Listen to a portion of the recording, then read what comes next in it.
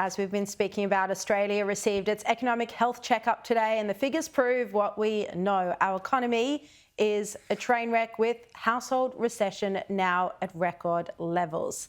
Let's bring in now Judo Bank's Chief Economic Advisor, Warren Hogan. Warren, great to see you as always. Look, the government's line is that without government spending, we would be in a recession right now. And that's true, not just with government spending, but with high migration levels.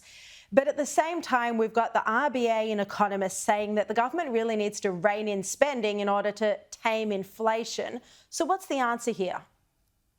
Yeah, hi, Sharri. Look, it's a very complex economy we're dealing with here, unlike anything we've seen in 50 or 60 years. And that's because we have a capacity constraint. We have not enough workers. We have not enough trades and skills in that section of the building side of things. And we can only grow by so much. And that is having a really detrimental effect on recorded rates of growth. 1% annual growth is weak by our standards of the last 30 years. We're used to sort of 3%.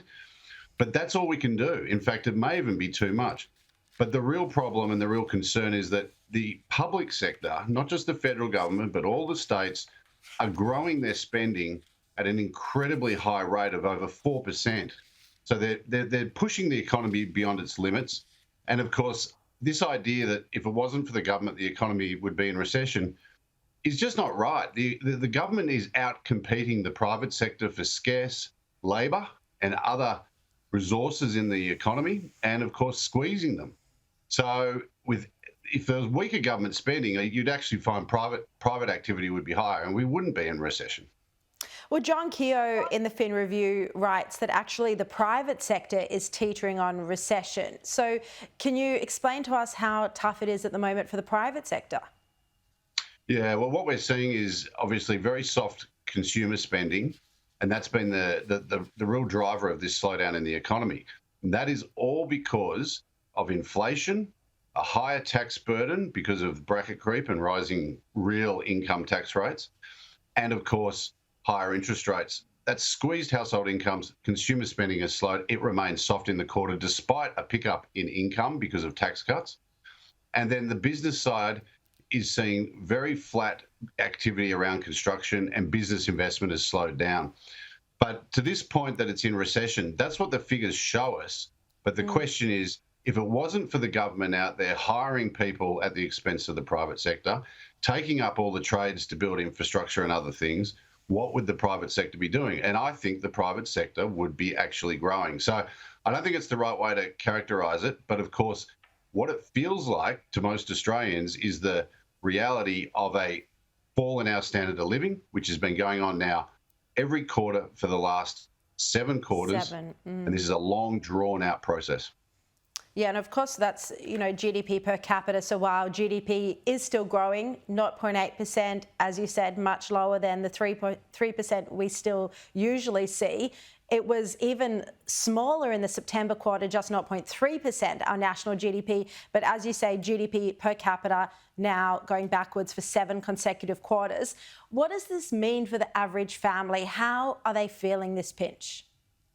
Well, I mean, Australia's had a great economy for 30 years. All the reforms we did, opening up to the world, a great world economy that we could trade with.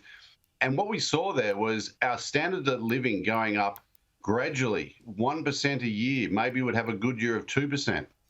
And this sort of saw us get to the point where not 5 or 6 years ago, we were one of the richest countries in the world. But what we have seen is a sudden and sharp step backwards in our real incomes, household real incomes of an order of magnitude of around 8 to 10%. This is much worse than any other developed economy, and it's all because of inflation. And it's because we have failed to deal with inflation in a timely manner. And this is a deliberate strategy. The government's desire to avoid a recession at all costs has allowed the RBA to go on this narrow path, not raise rates as much as other countries. And of course, they're in there spending money to try and prop the thing up when indeed it doesn't need propping up. So we haven't taken our medicine, we haven't dealt with inflation, and that's what's driving living standards backwards, people's purchasing power. Just very quickly, Warren, before you go, we are starting to see speculation from some economists now that our weak economy might prompt the RBA to cut rates earlier than it would have done. What's your position on this? Well, I don't think that's the right way to look at these numbers. And the governor only a week ago reiterated this exact story, that the economy is constrained, that the demand from the government and broader is pushing still inflation above target, and they don't really have any scope to cut right now. So I don't see a rate cut anytime soon. And if they did, I think it would be a very dangerous strategy, because the reason we're in this mess is because they haven't probably raised rates enough initially. Well, look, we'll hear from Michelle Bullock next week, but up until this point, she's given no indication that there's any rate cuts on the horizon at any point in the near future. All right, Warren Hogan, appreciate your insights. Thank you so much.